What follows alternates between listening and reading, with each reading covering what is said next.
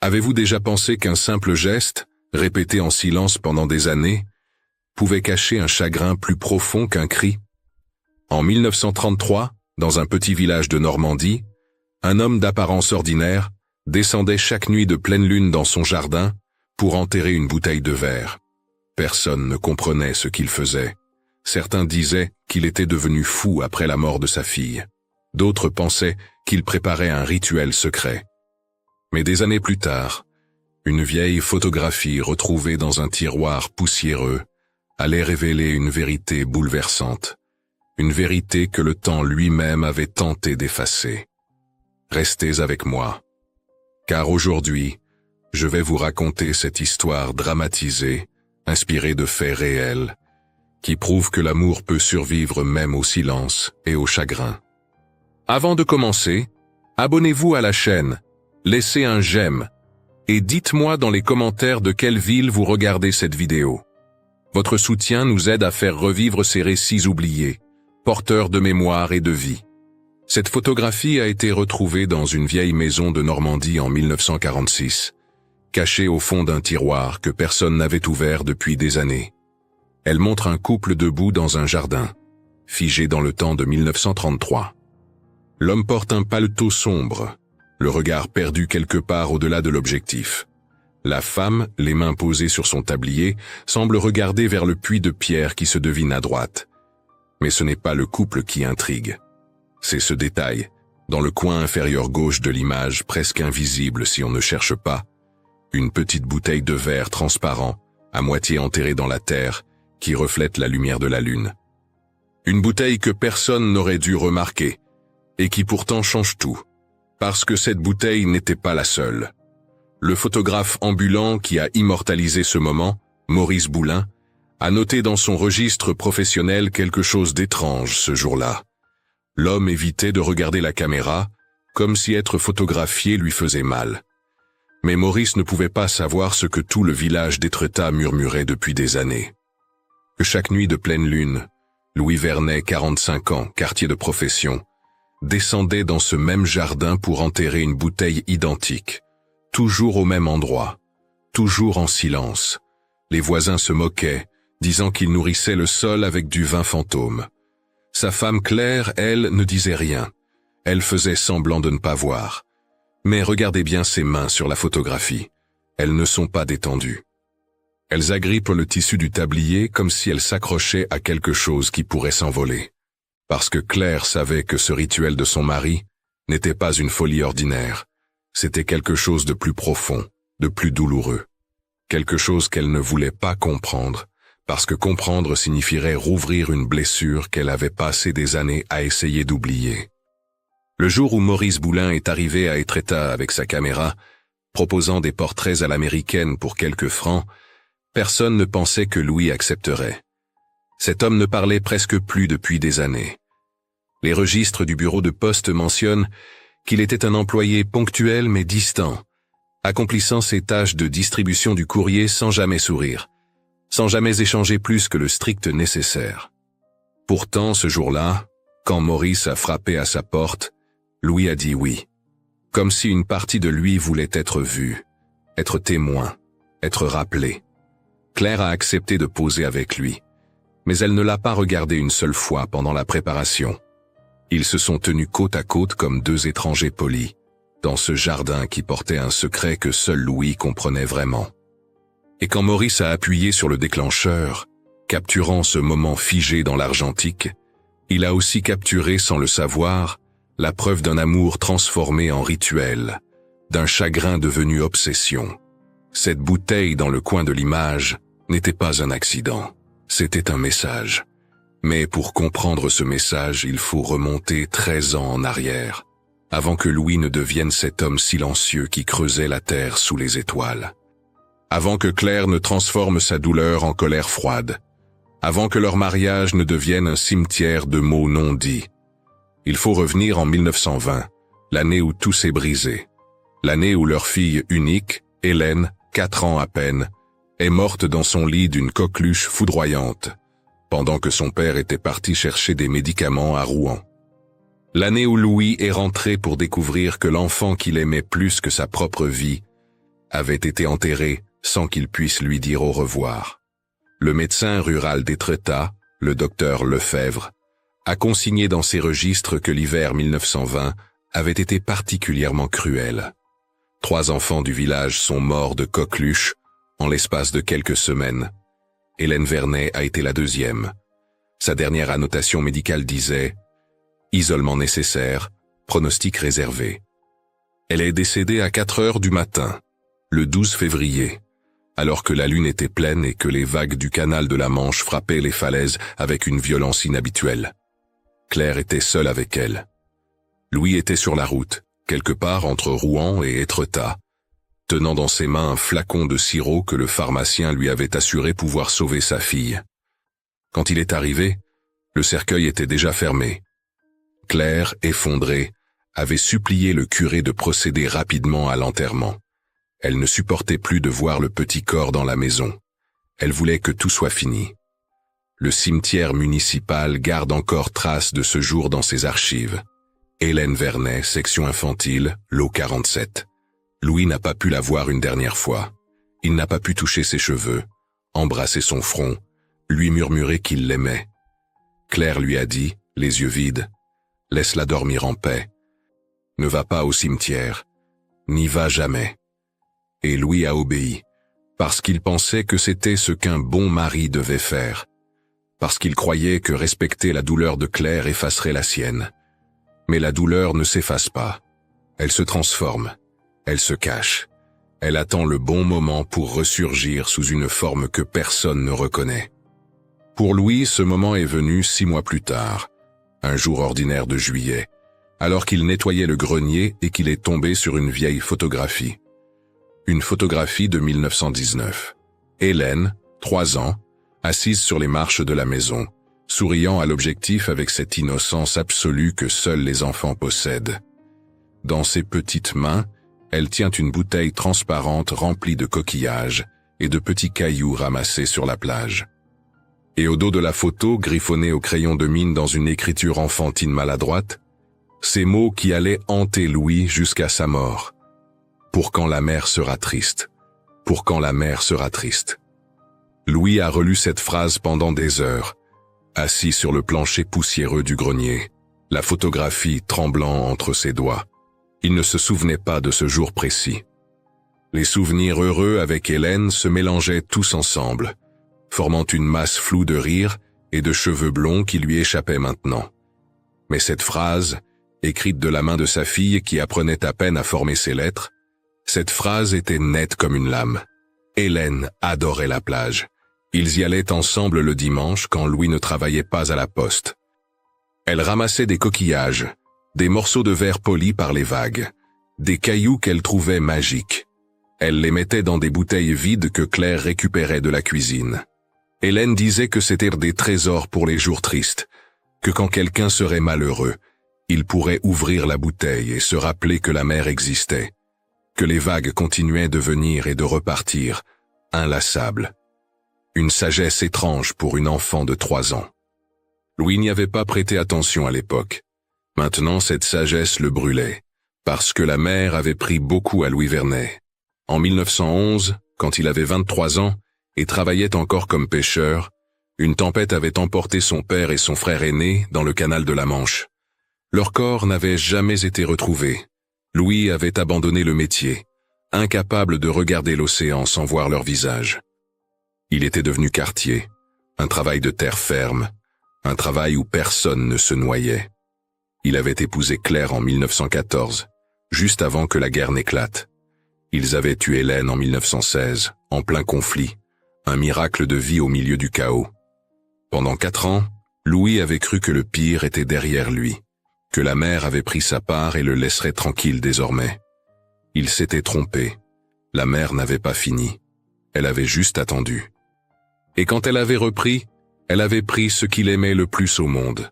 Pas directement, bien sûr. Hélène n'était pas morte noyée.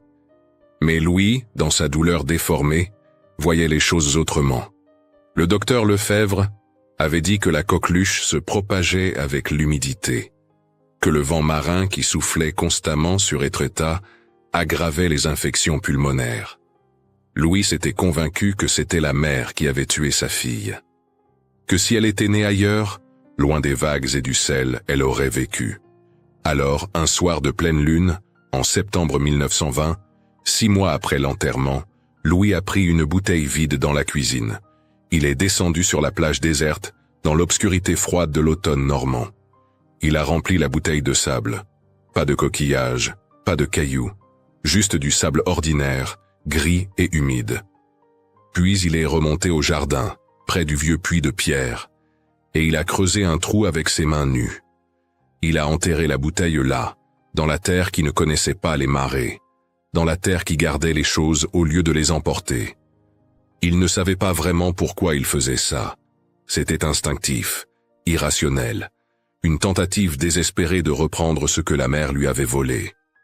Comme si enterrer le sable signifiait capturer l'océan, le forcer à rester immobile, à ne plus rien prendre. Comme si chaque bouteille était une petite victoire contre les vagues qui avaient noyé son père, son frère, et qui avaient, dans son esprit brisé, tué sa fille aussi. Claire l'a vue cette première nuit.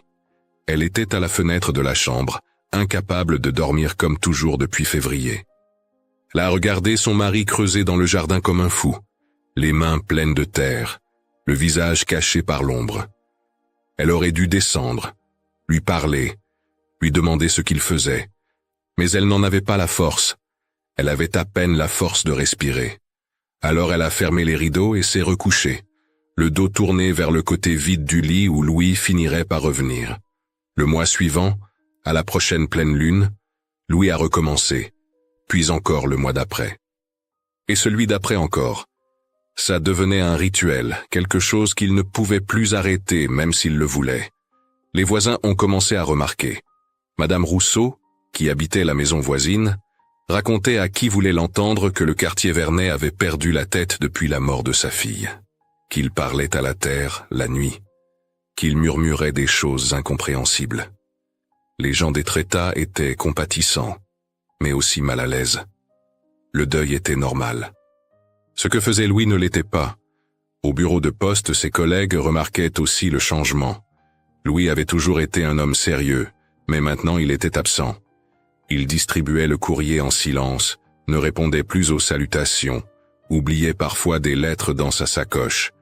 En 1934, un rapport de supervision mentionnait qu'il était un employé ponctuel, mais sans enthousiasme, accomplissant son travail comme un automate.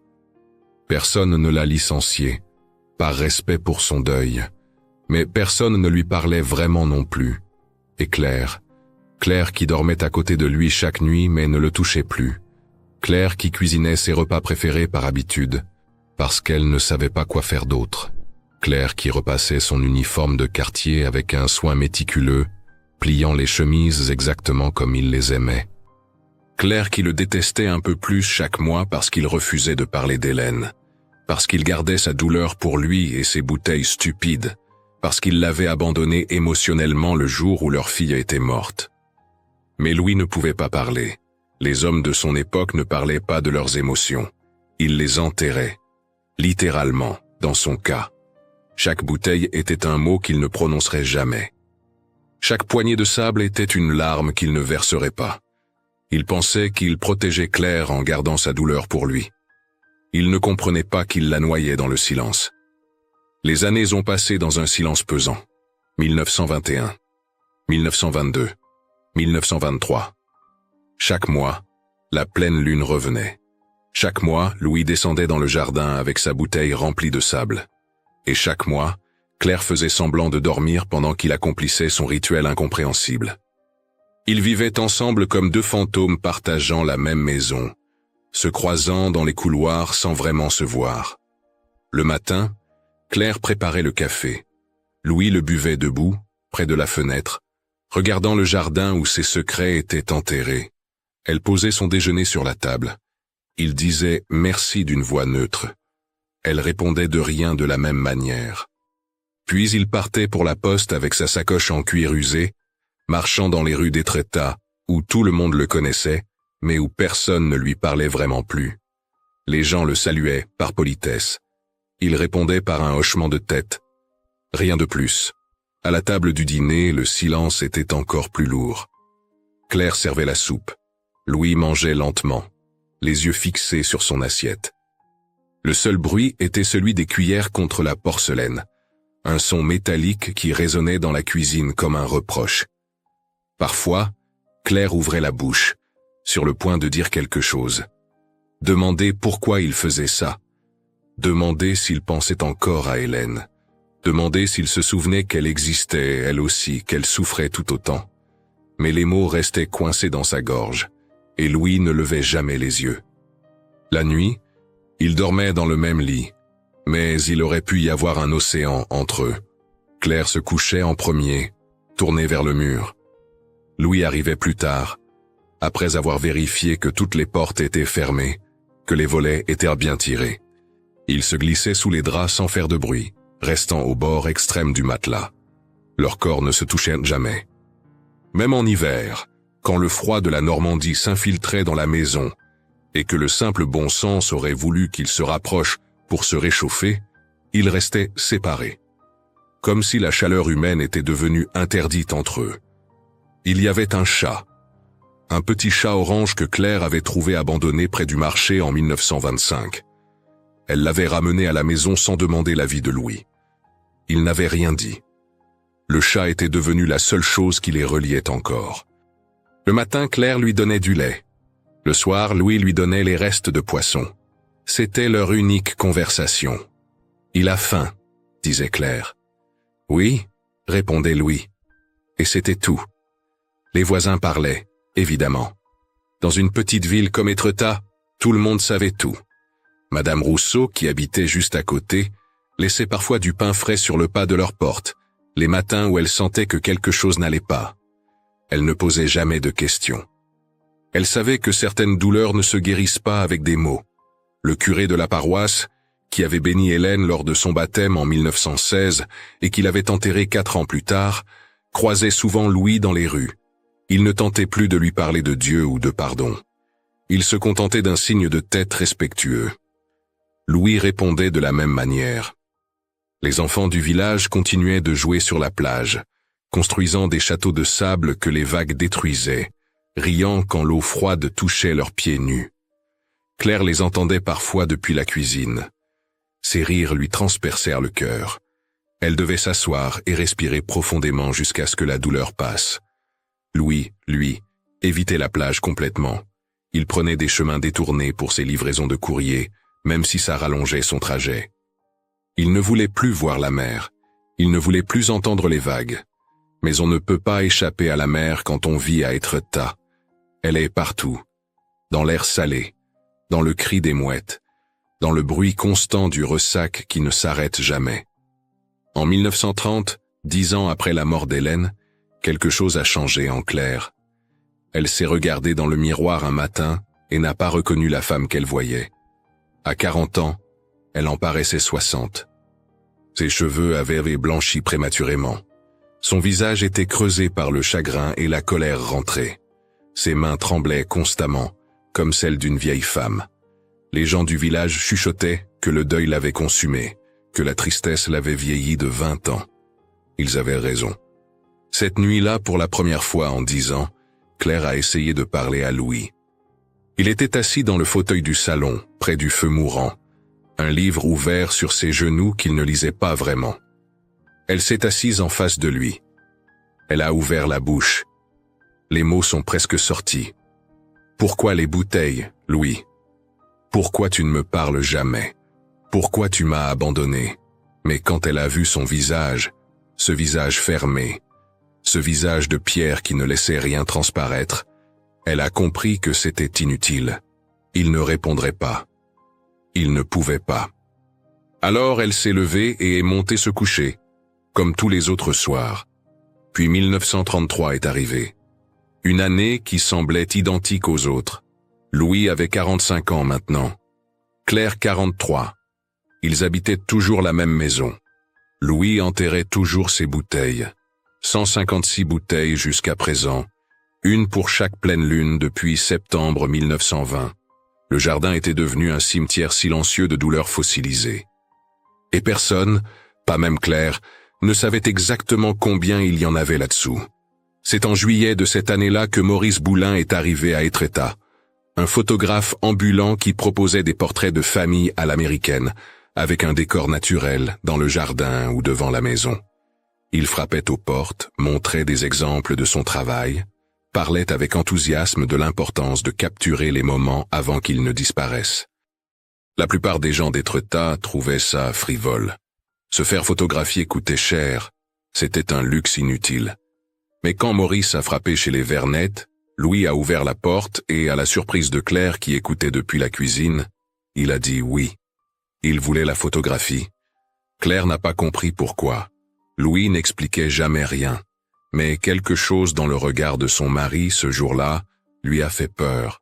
C'était le regard de quelqu'un qui veut laisser une trace.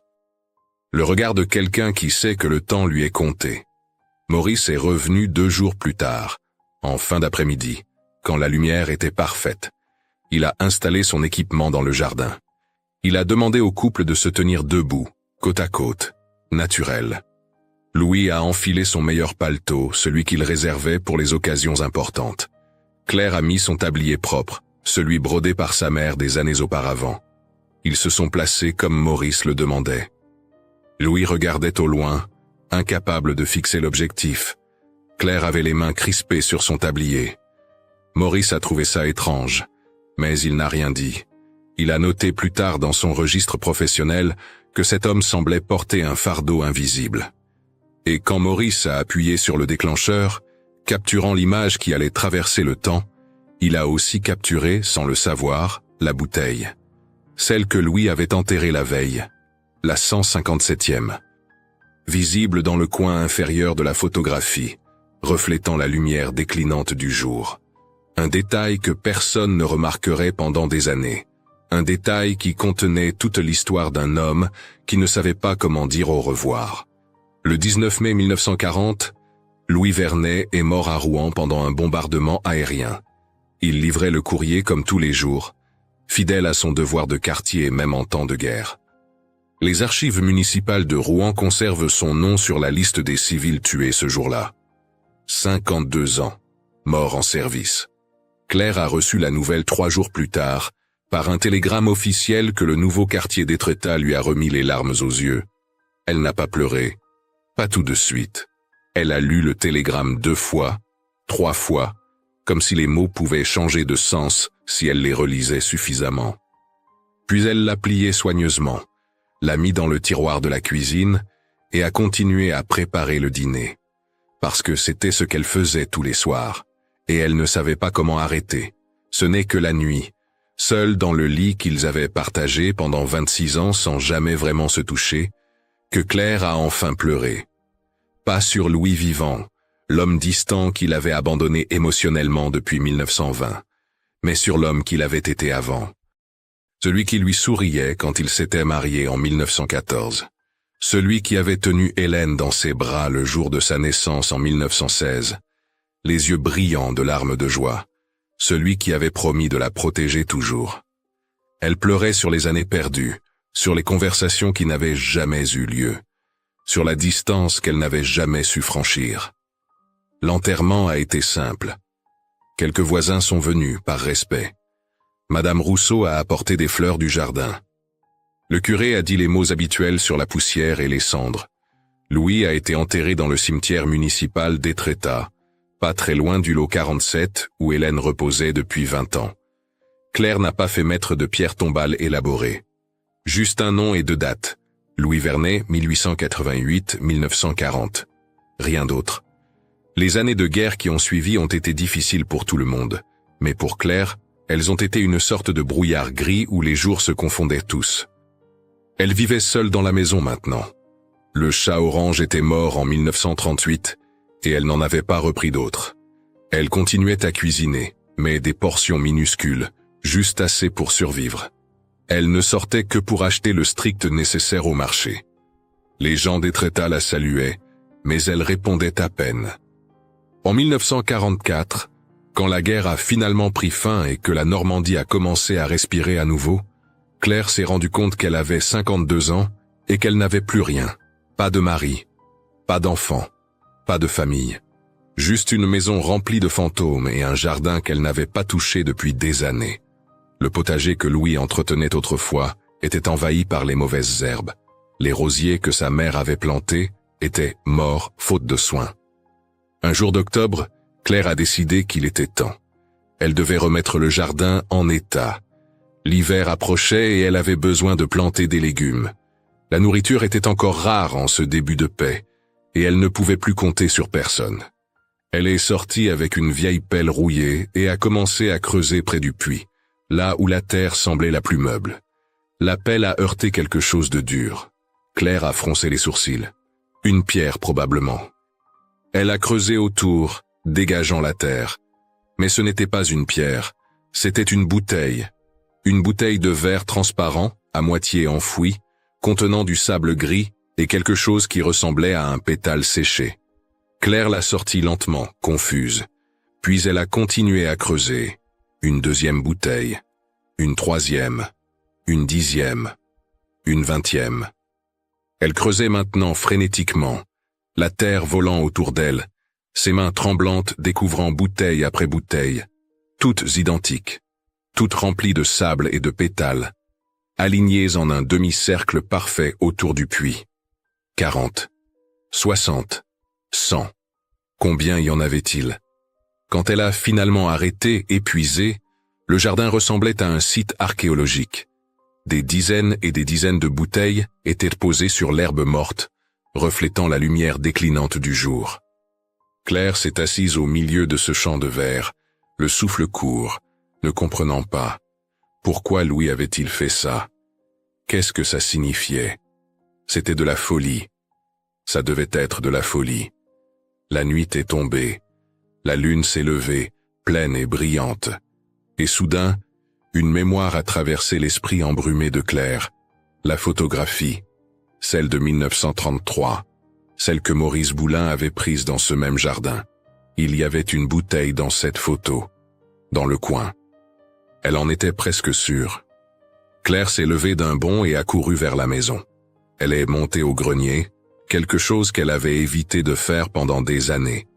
Le grenier où étaient entreposés tous les souvenirs qu'elle n'avait pas la force de regarder. Elle a cherché frénétiquement parmi les vieilles boîtes poussiéreuses, renversant des objets, déchirant des cartons, jusqu'à trouver la photographie de 1933. Louise et elle, debout dans le jardin. Et là, dans le coin inférieur gauche, exactement comme elle se souvenait, la bouteille, visible, prouvant que ce rituel durait depuis au moins 11 ans avant sa mort. Mais ce n'était pas tout. En fouillant dans la même boîte, elle a trouvé une autre photographie, plus ancienne, décolorée par le temps, et quand Claire a vu l'image, son cœur s'est arrêté. Hélène, 3 ans, assise sur les marches de la maison, souriant à l'objectif avec cette joie pure que seuls les enfants possèdent. Et dans ses petites mains, tenant fermement une bouteille transparente remplie de coquillages et de cailloux. La même bouteille. Exactement la même forme. Claire a retourné la photo. Au dos, d'une écriture enfantine maladroite, tracée au crayon de mine, ces mots qu'elle n'avait jamais vus. Pour quand la mère sera triste.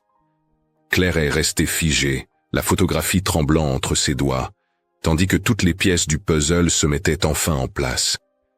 Louis n'était pas fou. Louis n'enterrait pas sa folie. Louis accomplissait ce qu'Hélène lui avait demandé, sans même le savoir. Leur fille, à 3 ans, avait créé un rituel pour les jours tristes. Et Louis, dans son chagrin démesuré, avait transformé ce rituel enfantin en une prière silencieuse qui avait duré 20 ans. Il rendait à la terre ce que la mère lui avait pris. Il remplissait des bouteilles de sable, mois après mois, enterrant sa culpabilité, sa douleur, son incapacité à dire au revoir. Et Claire, enfin, a compris qu'elle n'avait jamais été seule dans son deuil. Louis avait souffert tout autant. Il avait juste souffert différemment, en silence, en solitude, avec ses bouteilles comme seul témoin. Cette nuit-là, Claire n'a pas dormi. Elle est restée dans le grenier jusqu'à l'aube, tenant les 2 photographies dans ses mains. Hélène a 3 ans avec sa bouteille de trésor. Louis et elle à 45 et 43 ans, avec cette même bouteille enterrée à leurs pieds. 2 images séparées par 14 ans, reliés par un fil invisible de chagrin et d'amour que personne n'avait su voir. Au lever du soleil, Claire est redescendue dans le jardin. Les bouteilles étaient toujours là, dispersées sur l'herbe morte, comme les vestiges d'une civilisation disparue. Elle en a compté 247. 247 mois, 247 pleines lunes, 20 ans et 7 mois de rituels ininterrompus. Louis avait commencé en septembre 1920 et avait continué jusqu'à sa mort en mai 1940. Pas une seule lune manquée, même pendant les hivers les plus rudes, même quand il était malade, même quand Claire dormait à côté de lui et qu'il aurait pu simplement la prendre dans ses bras au lieu de descendre creuser la terre froide. Claire s'est agenouillée dans la terre humide, tenant une des bouteilles contre sa poitrine. Elle a pleuré pour la première fois depuis l'enterrement de Louis. Mais cette fois, elle ne pleurait pas de colère ou de solitude. Elle pleurait de compréhension, de regret, d'amour tardif pour un homme qu'elle avait jugé fou alors qu'il était simplement brisé. Un homme qui n'avait jamais su comment lui dire « je t'aime » après la mort de leur fille, mais qui avait dit « je me souviens » 247 fois dans le silence de la nuit. La lune était encore visible dans le ciel pâle du matin, un croissant fantôme qui refusait de disparaître complètement. Claire s'est levée, tenant toujours la bouteille. Elle l'a ouverte lentement. Le sable à l'intérieur était sec, presque blanc maintenant après 4 ans sous terre. Elle a versé le sable dans sa main. Il était doux, léger, comme de la poussière d'étoiles. Puis elle l'a laissé s'envoler dans le vent d'octobre, regardant les grains danser dans l'air avant de disparaître vers la mer qu'ils avaient quittée 20 ans plus tôt. Elle a mélangé la terre fraîche du jardin avec ses larmes. Puis elle a planté quelque chose qu'elle gardait dans sa poche depuis des années sans savoir pourquoi. Un bulbe de jacinthe blanc, la fleur préférée d'Hélène. La petite adorait les jacinthes parce qu'elles sentaient bon et fleurissaient au printemps, quand tout revenait à la vie. Claire en avait acheté un bulbe au marché 3 ans auparavant, par nostalgie, mais n'avait jamais eu le courage de le planter. Maintenant, elle savait où il devait aller. Elle a creusé un trou là où la première bouteille avait été enterrée, exactement à côté du vieux puits de pierre. Elle a placé le bulbe doucement, comme si elle mettait un enfant au lit. Elle a recouvert de terre, puis elle s'est assise et a parlé à voix haute pour la première fois depuis des années. « Je comprends maintenant, Louis. Tu n'enterrais pas la douleur. Tu plantais l'amour. Tu rendais à la terre ce que la mer t'avait pris. Et moi, idiote que j'étais, je pensais que tu m'avais oublié. Mais tu ne m'avais pas oublié. Tu avais juste oublié comment parler. Le soleil s'est complètement levé. Claire est rentrée dans la maison, épuisée mais étrangement légère. Elle a accroché les 2 photographies côte à côte sur le mur de la salle à manger. Hélène et sa bouteille d'enfant. Louis et Claire et leur bouteille de deuil. Ensemble, enfin. Une conversation silencieuse à travers le temps. Puis elle s'est couchée et a dormi pour la première fois en 24 ans sans faire de cauchemar. Le printemps suivant, en mars 1945, le jacinthe blanc a fleuri. Une seule fleur au début, petite et fragile, mais qui sentait tellement bon que Claire a ouvert toutes les fenêtres pour laisser le parfum envahir la maison. Elle a souri, un vrai sourire, le premier depuis février 1920, et elle a continué à planter. Chaque mois, elle prenait une bouteille, vidait le sable au vent et plantait un nouveau bulbe à la place. Le jardin se transformait lentement. Les jacinthes blancs poussaient en demi-cercle autour du puits, exactement là où Louis avait enterré ses prières. En 1946, Claire a décidé de vendre la maison. Elle ne pouvait plus vivre seule avec tous ses souvenirs. Une jeune famille, les Moreau, a acheté la propriété. Quand ils ont emménagé, ils ont été stupéfaits de découvrir que le jardin était couvert de jacinthes blancs qui fleurissaient uniquement les nuits de pleine lune, comme par magie. Claire leur a raconté l'histoire. Pas toute l'histoire. Juste qu'un homme avait aimé sa fille plus que sa propre vie et avait trouvé une façon étrange mais belle de le montrer. Les Moreau ont gardé le jardin intact. Ils ont planté d'autres fleurs, mais ont laissé les jacinthes tranquilles. Et les voisins d'Étretat, ceux qui se souvenaient du quartier silencieux et de sa femme fantôme, ont commencé à raconter l'histoire différemment. Ce n'était plus l'histoire d'un homme fou qui enterrait des bouteilles. C'était l'histoire d'un homme qui rendait la mer à la terre, qui transformait le sable en fleurs, qui refusait d'oublier même quand l'oubli aurait été plus facile. La photographie de 1933, celle qui montrait Louis et Claire dans leur jardin avec la bouteille presque invisible dans le coin, est restée dans la famille Moreau. Ils l'ont encadrée et accrochée dans leur salon. Pas dans un musée, pas dans une exposition. Juste là, dans une maison ordinaire, où des gens ordinaires pouvaient la regarder et se rappeler que l'amour prend parfois des formes étranges, que le deuil ne ressemble pas toujours à ce qu'on attend, que deux personnes peuvent s'aimer profondément, même quand elles ne savent plus comment se parler. Claire a vécu encore 12 ans après avoir vendu la maison. Elle est morte en 1958, à 68 ans, paisiblement dans son sommeil dans un petit appartement à Rouen. Elle a été enterrée à côté de Louis et d'Hélène, dans le cimetière d'Étretat. 3 pierres tombales simples, 3 noms, 3 personnes qui s'étaient aimées d'une manière imparfaite mais réelle.